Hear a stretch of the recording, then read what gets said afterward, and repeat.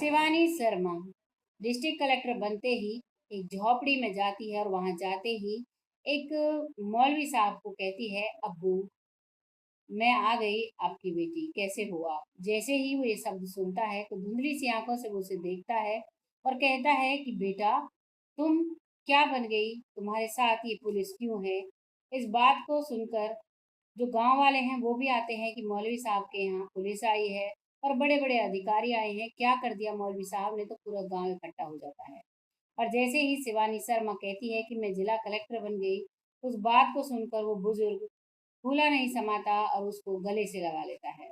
आइए जानते हैं कौन था वो बुजुर्ग इंसान और कौन थी वो लड़की शिवानी शर्मा जो एक मौलवी को अपना अब्बू बता रही थी।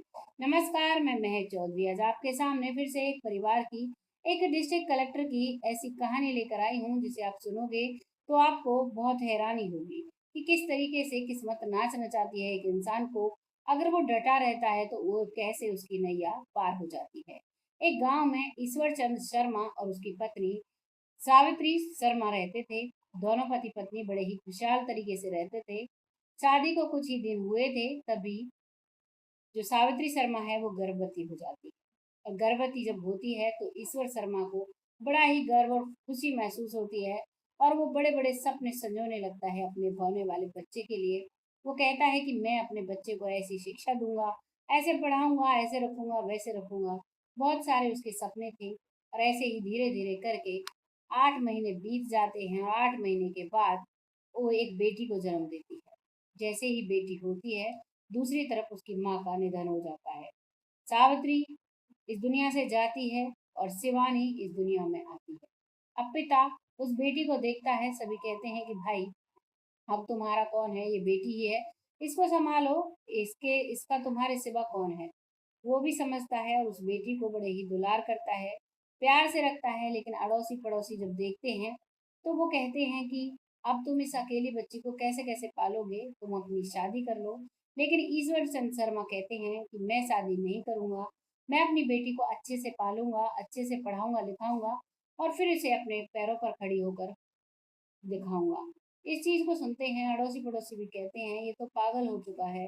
अरे एक छोटी बच्ची को संभालने के लिए एक माँ तो चाहिए। ये माँ और बाप दोनों का प्यार देना चाहता है इस बच्ची को, क्या ऐसा कभी पॉसिबल हुआ है। लेकिन सब उसी के हाथ पर उसको छोड़ देते हैं और धीरे धीरे वक्त निकलता है और धीरे धीरे वो लड़की अब स्कूल जाना शुरू हो जाती है। स्कूल जाती है, स्कूल में पढ़ने में बेहद ही तेज होती है। स्कूल के टीचर भी उसे बताते हैं कि आपकी बेटी पढ़ने में बहुत होशियार है।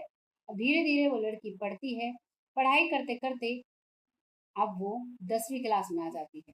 और 10वीं में जब आती है तो वो हरिया मतलब पूरा इलाका टॉप करती है। जैसे ही वो इलाका टॉप करती है तो सभी जगह उसका नाम भूलने लगता है, सभी फक्र महसूस करने लगते हैं अपने इलाके की लड़की पर। और जो उसका पिता है वो भी खुला नहीं समाता है।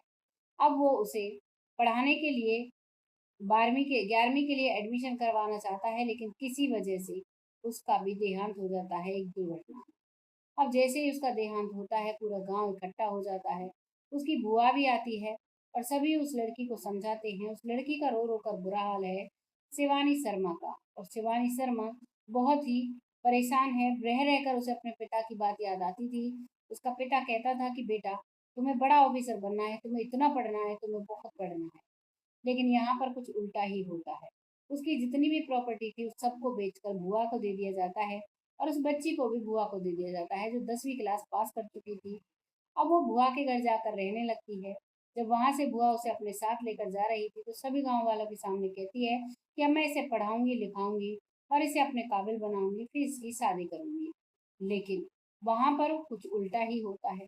बुआ जब उस लड़की को घर ले जाती है तो घर का सारा काम उस लड़की से कराती है और तब उसे खाने के लिए 2 रोटी दिया करती है। अगर काम बेवक्त होता तो रोटी भी बेवक्त मिला करती थी।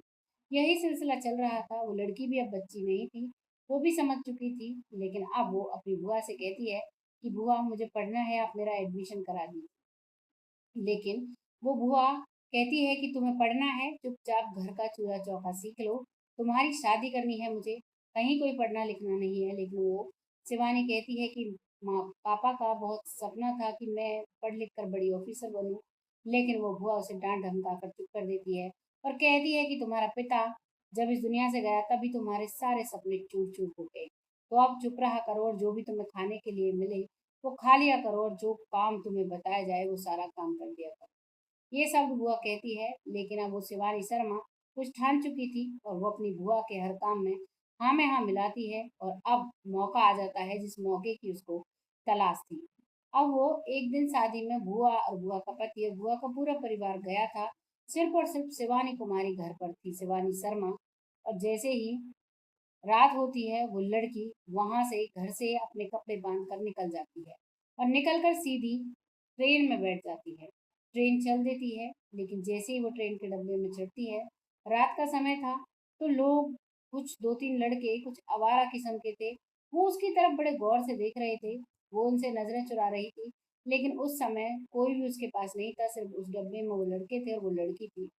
तभी वो लड़के एक फ़ोन करते हैं और उस फ़ोन पर कहते हैं कि उस स्टेशन पर आ जाओ, गाड़ी आगे आने वाली है। लड़की सारी बातें समझ जाती है, लड़की अपने चेहरे को मास्क से कवर करती है और जैसे ही अगला स्टेशन आता है तो 3-4 लड़के और उस डिब्बे में चढ़ते हैं और शिवानी कुमारी उस डिब्बे से उतर जाती है। जैसे ही वो उस डिब्बे से कूदती है, तो सारे लड़के उसके पीछे-पीछे उस डिब्बे से कूद कर भाग देते हैं। वो लड़की अपने आप को बचाती हुई भागती है और भागते-भागते एक मस्जिद के यहाँ पहुँच जाती है। जैसे ही मौलवी साहब आते हैं, वहाँ मस्जिद में जा रहे थे तो वो लड़की भी उनके पीछे-पीछे घुस जाती है और तभी जो लोग उसके पीछे थे, वो देखते हैं कि भाई मस्जिद में चली गई है, हो ना हो इसमें और भी लोग होंगे, तो यहाँ से चलना सही है। तो वो सारे लड़के उस लड़की को छोड़कर भाग जाते हैं।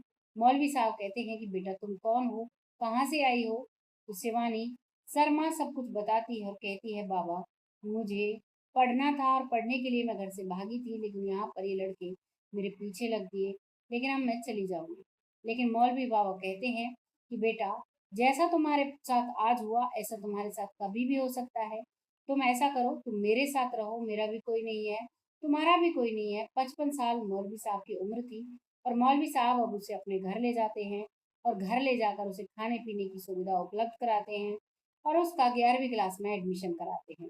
लड़की पढ़ने में बहुत होशियार थी, पढ़ाई करती है और जैसे ही उसका रिजल्ट आता है तो चारों तरफ तहलका मच जाता है कि मौलवी साहब की बेटी ने टॉप किया है। वहां पर भी वो टॉप करती है और 12th भी टॉप नंबर से पास करती है। और जब उसके नंबर इतने हाई फाई आते हैं तो सभी उसकी बहुत तारीफ करते हैं और मौलवी साहब अब उस लड़की को पढ़ने के लिए शहर भेज देते हैं। अब शहर में उसे भेज तो देते हैं, यहाँ पर वो जो लड़की है वो सोच लेती है कि मैं बाबा को इतना परेशान नहीं करूंगी, मैं अपना खर्चा खुद से उठाऊंगी और वहां जाकर वो काम भी ढूंढने लगती है। तो एक होटल वाले से बात करती है कि बाबा, वो भी बहुत बुजुर्ग था, वो कहती है कि बाबा मुझे काम मिलेगा, मैं यहाँ पढ़ने के लिए आई हूँ। तो जैसे ही वो व्यक्ति होटल वाला उसे देखता है तो उसे देखकर उसे अपनी बेटी की याद आती है और उसे ऐसा लगता है कि मानो उसकी बेटी ही पूछ रही हो, क्योंकि वो अपनी बेटी को पढ़ाना चाहता था लेकिन उसकी बेटी पढ़ती नहीं है। तो इसी वजह से अब उस लड़की में उसे अपनी बेटी दिखाई देती है और अब उस लड़की को कहता है कि बेटा चिंता मत करो, तुम यहाँ पर रहकर पढ़ भी सकती हो और यहाँ पर तुम्हें कमरा भी मिल जाएगा, यहाँ पर तुम रह भी सकती हो। जैसे ही लड़की को ये सब कुछ मिलता है और खर्चा मिलता है, अब वो खुश हो जाती है। अब सुबह शाम में वो उसका काम कराया करती, जो होटल था, होटल मालिक उससे बहुत खुश था और बाकी समय वो पढ़ाई किया करती और अपने कॉलेज जाया करती। ऐसे ही 3 साल निकल जाते हैं और उसकी ग्रेजुएशन कंप्लीट हो जाती है। ग्रेजुएशन जैसे ही कंप्लीट होती है, अब वो होटल मालिक से कहती है कि बाबा मुझे अब आगे पढ़ाई करने के लिए दिल्ली जाना है।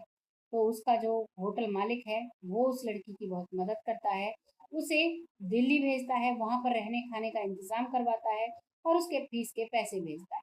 वो वहाँ रहकर आईएएस की तैयारी करने लगती है और जब आईएएस की तैयारी करती है, इतनी मेहनत करती है कि वो एक ही अटेम्प्ट में वहाँ पर एक जिला कलेक्टर की उपलब्धि पा लेती है और अब बहुत ज़्यादा वो खुश है और जैसे ही उसका रिजल्ट आता है वो तुरंत अपने उस होटल वाले बाबा को कॉल मिलाती है और कहती है कि बाबा मुझे नौकरी मिल चुकी है और मुझे सरकारी आवास भी मिल चुका है और अब मेरे पास किसी भी चीज़ की कमी नहीं है, ये सब आपके प्यार से है। और अब वो उसके पास सीधे पहुंचती है, सीधे पहुंचकर उसके पैर छूती है, उससे आशीर्वाद लेती है और उसे अपने सरकारी आवास में लेकर आती है। लेकिन होटल मालिक कहता है, बेटा मेरी खुद का होटल है और घर है, तो मुझे वही संभालने दो, इसमें तुम ठाट बाट से रहो। वहाँ से होटल मालिक वापस आ जाता है, लेकिन तभी उस लड़की को वो मौलवी साहब याद आते हैं जिन्होंने 11वीं और 12वीं में वो पढ़ाया था और उसको इस इतनी बड़ी मुसीबत से बचाया था। अब वो सीधी गाड़ी में जाती है। पूरा 2-3 गाड़ियों का काफिला था उसके साथ, और उसके साथ पुलिस वाले भी थे जो गार्ड होते हैं उसके, और 3-4 लोग वैसे भी थे। और जो लड़की है वो पहुंचती है अब गांव में। जैसे ही वो गांव में पहुंचती है, तो जहां पर पहले घर हुआ करता था वहां पर मौलवी साहब का अब झोपड़ी में लेटे हुए थे। लड़की वहां पर जाती है, शिवानी शर्मा, और कहती है, अब्बू मैं कलेक्टर बन गई हूँ। जैसे ही वो ये बात कहती है, तो अब्बू की आंखों में आंसू आ जाते हैं, और अब्बू कहते हैं, बेटा मुझे पूरा विश्वास था, क्योंकि पहले तो मौलवी साहब थे उसे पहचान में ही नहीं आप ला पाए थे, लेकिन अब वो उसे गले लगा लेते हैं। लड़की भी उसके पैर छूकर आशीर्वाद लेती है और कहती है कि आपके आशीर्वाद से आज मैं जिला कलेक्टर बन चुकी हूँ, अब आपको मेरे साथ चलना होगा। जब वो उसकी गाड़ी गांव में एंटर करी थी, तो उस दौरान गांव के सभी लोग इकट्ठा हो गए थे। उन्हें ये लग रहा था कि हो ना हो मौलवी साहब ने कुछ कर दिया जो इतने लोग इकट्ठा हो चुके हैं। अब वो भी सब वहां पर जब वो सारा नजारा देखते हैं, तो वो भगवान से कहते हैं कि ये देखो, यहाँ पर ना हिंदू ने मुस्लिम देखा, ना मुस्लिम ने हिंदू देखा, देखी तो सिर्फ इंसानियत देखी। एक हिंदू लड़की पढ़ती है मौलवी साहब के साथ, और मौलवी साहब उसे बहुत अच्छे से पढ़ाकर आगे बढ़ाते हैं। अब यहाँ पर जो लड़की है शिवानी शर्मा, वो कहती है कि बाबा आपको मेरे साथ चलना होगा। तभी वो कहते हैं कि बेटा नहीं, मैं यहीं पर नमाज पढ़ लिया करता हूँ। तभी शिवानी शर्मा कहती है कि जहाँ पर मुझे सरकारी आवास मिला है, वहीं से थोड़ी दूरी पर एक मस्जिद भी है, आप वहाँ पर भी जाकर नमाज पढ़ सकते हो। और अगर आपको लग रहा है कि मैं हिंदू हूँ और आप वहाँ पर नमाज कैसे पढ़ोगे, तो मुझे इस चीज़ में कोई भी आपत्ति नहीं है।